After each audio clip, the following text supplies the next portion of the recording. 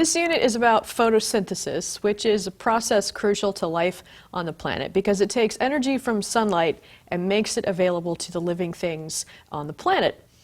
So, the energy from the sun is converted into glucose, which is a type of sugar, and then the plants that do the photosynthesis can use that energy, and other organisms can use the glucose to make ATP.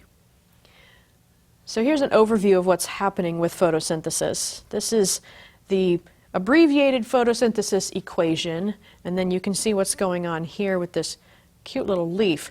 Light energy is what's entering the process. Water and carbon dioxide are also entering. And then inside the green leafy parts of the plant, or in the chloroplasts in small algae, the process of converting light energy into chemical energy happens, and the results are the production of oxygen and sugars.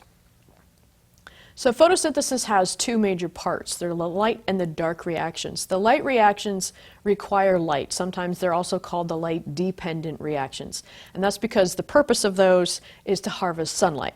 The dark reactions are independent of sunlight, so sometimes you'll see those referred to as the light-independent reactions.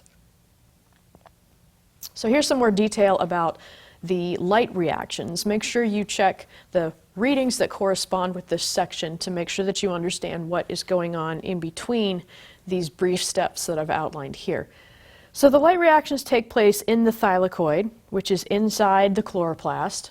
They capture the sunlight energy and produce ATP and some other molecules that are then used in the dark reactions. So ATP here is produced, and here is an example of another molecule, NADPH, that is produced, and those are used in the dark reactions. Oxygen is also produced as a byproduct, and it leaves the chloroplast and then is used by other things, such as people, when we're breathing. The dark reactions are also taking place in the chloroplasts, but they're happening in what's called the stroma. So this is sort of the equivalent of the cytoplasm of the mitochondria.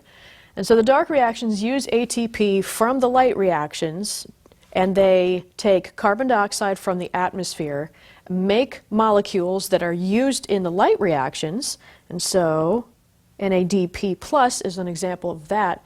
And then they produce glucose or other sugars that are then used in cellular respiration. So once again, make sure you check the readings for the details that are going on in between these brief steps in this outline here.